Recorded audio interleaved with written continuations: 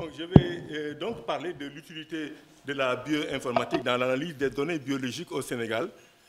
Je rappelle juste qu'il y a de cela quelques jours, on m'avait nommé comme président du comité d'organisation d'un congrès sur la biodiversité et ingénierie écologique pour une intensification de l'agriculture.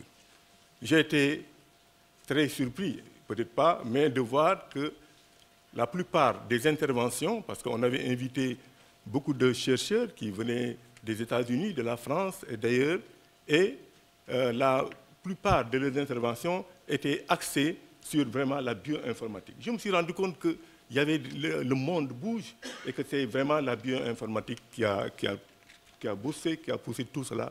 On a eu de grands résultats, surtout dans le domaine agricole. Je félicite certains partenaires ou certaines institutions, parce que aussi je suis chercheur, j'ai eu à encadrer des étudiants et ma formation ne me permettait pas de les encadrer en bioinformatique et j'ai fait appel, par exemple, aux collègues de l'Institut Pasteur qui ont eu à former quelques-uns de nos étudiants et aussi au professeur Souleymane Boub qui a beaucoup travaillé sur les virus et donc je les remercie. Ce qui ne fait pas de moi, d'ailleurs, un bioinformaticien.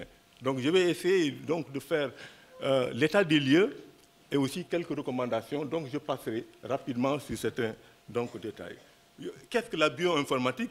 D'abord, le mot l'indique, cela a trait à la biologie mais aussi à l'informatique.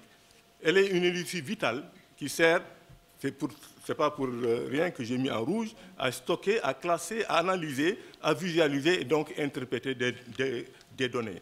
À l'heure actuelle où les technologies à haut débit en génomique et en protéomique envahissent les laboratoires de biologie, les sciences de la vie font face à un déluge de données extraordinairement volumineuses et complexes. Manipuler ces données et en extraire un sens biologique requiert évidemment de nouvelles approches basées sur la modélisation et l'informatique. Donc, la bioinformatique joue un rôle important et croissant dans de nombreux domaines, comme vous le savez, allant de la recherche biomédicale, agroalimentaire et en passant également par les ressources animales. Il y a quelque chose qui ne marche pas là. Ça recommence.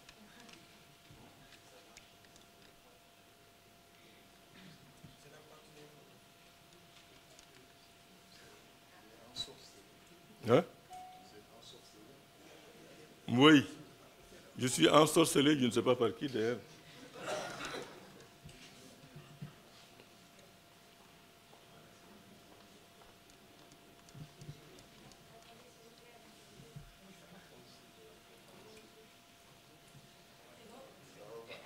Ah.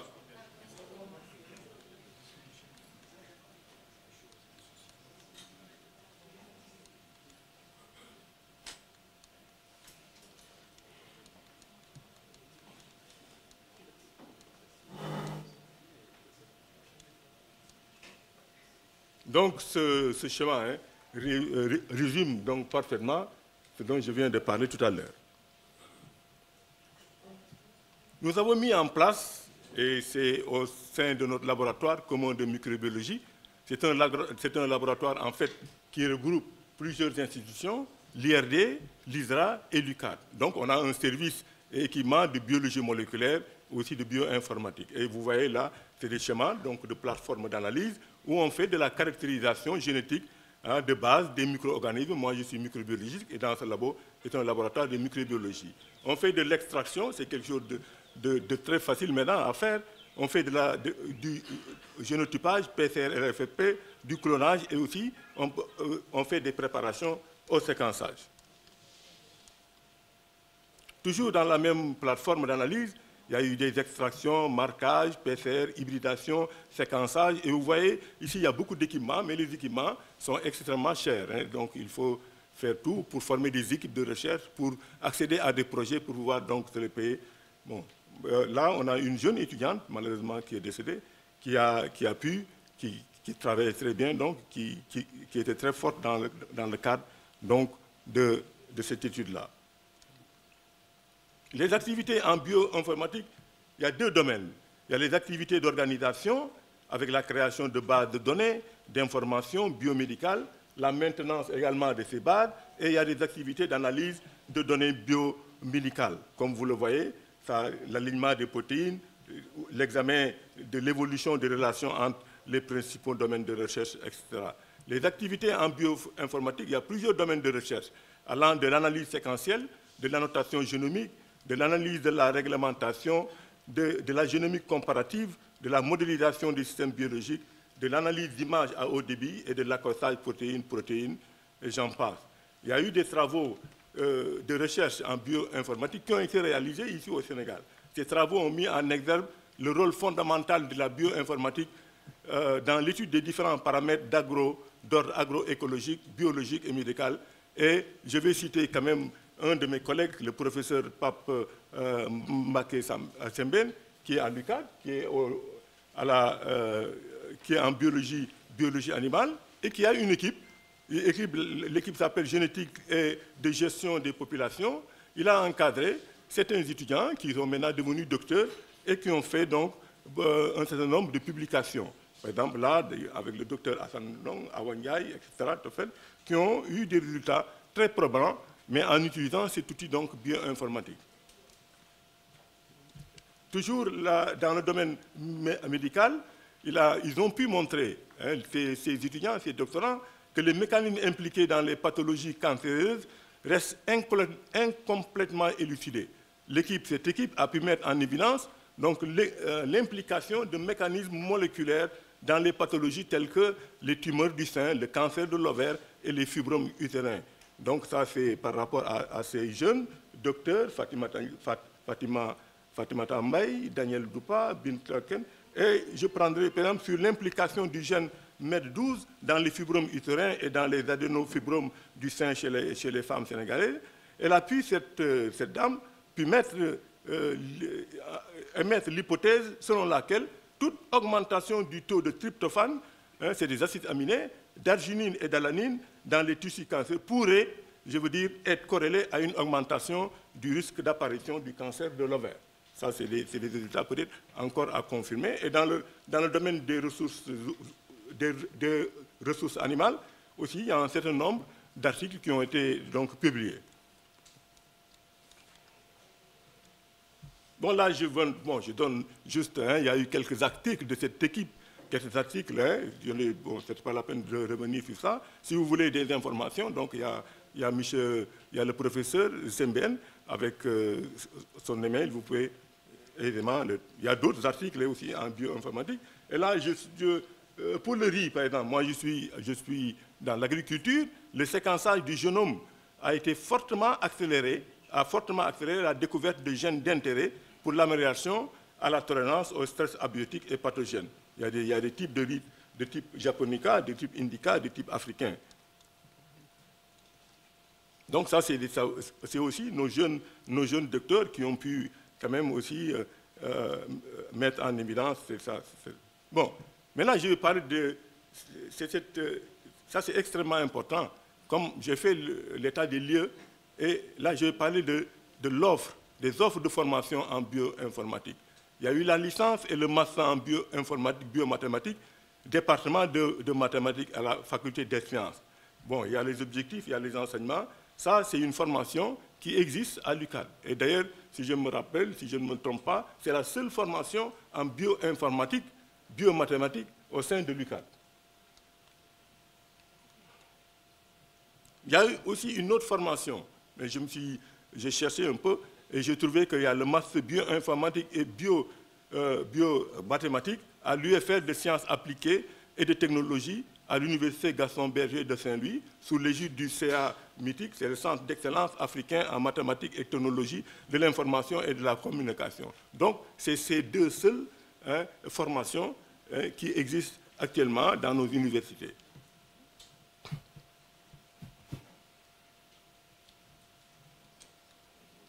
Il faut aussi saluer le fait qu'à la base même de ces formations, on organise très souvent des écoles d'été en bioinformatique. Là, c'est une école d'été en bioinformatique, le cours pratique international de bioinformatique, biostatistique pour l'analyse des données génomiques.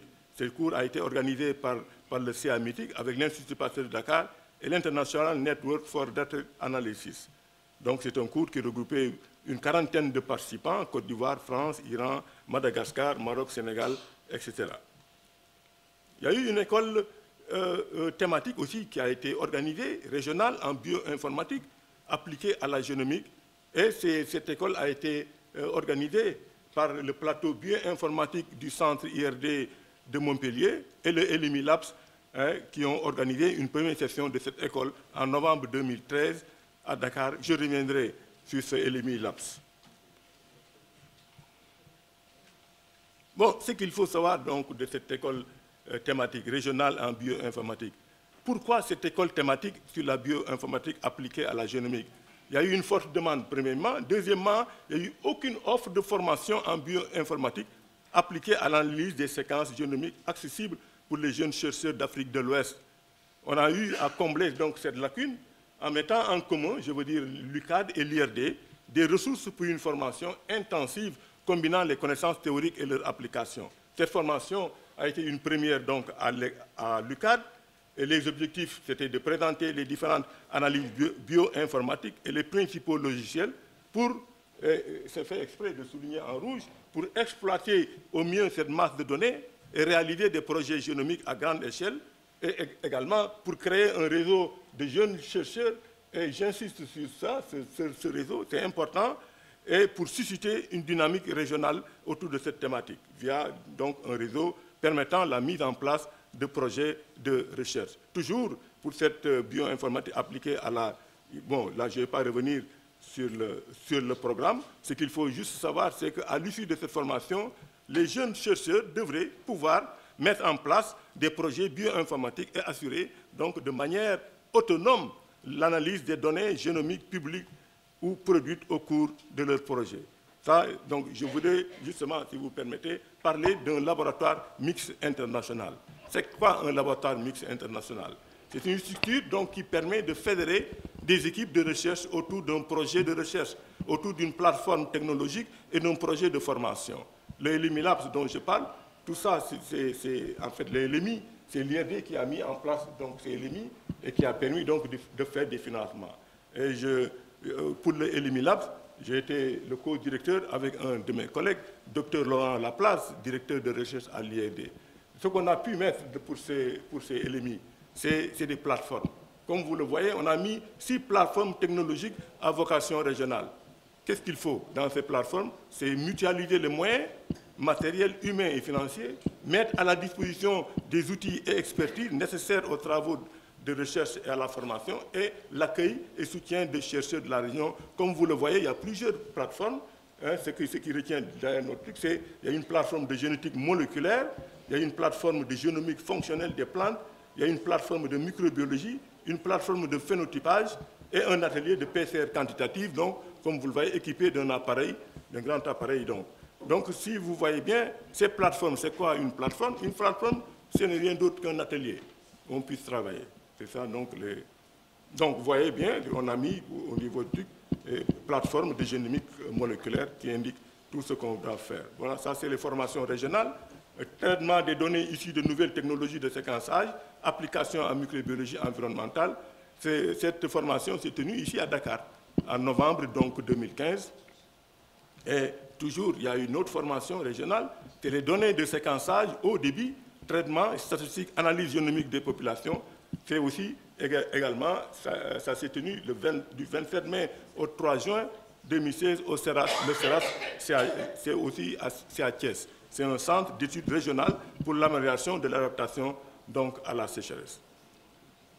Il y a des données, donc c'est des traitements statistiques, analyse génomique des populations. Donc on a eu à faire des caractérisations rapides et à moindre coût de la diversité variétale, à construire des cartes génétiques, à séquencer le génome, à identifier des gènes associés à des adaptations et réalisations des sites. Et voilà les objectifs pédagogiques. Je ne vais pas revenir sur ça. Bon, conclusion et recommandations, je pense que ça c'est important. Ça fait un peu l'objet donc de notre rencontre ici, parce que c'était aussi de recommander, d'échanger. Qu'est-ce qu'il faut faire? Je pense qu'il faudra faire tout pour soutenir des animations scientifiques et des formations universitaires à vocation régionale donc dans les domaines où peu ou pas enseigner, et ça existe ces domaines dans la région tels que la génomique, la bioinformatique et la biosécurité, etc. Donc, à l'image des universités virtuelles, il faudra valoriser ces formations dans le cadre donc, de nos écoles doctorales.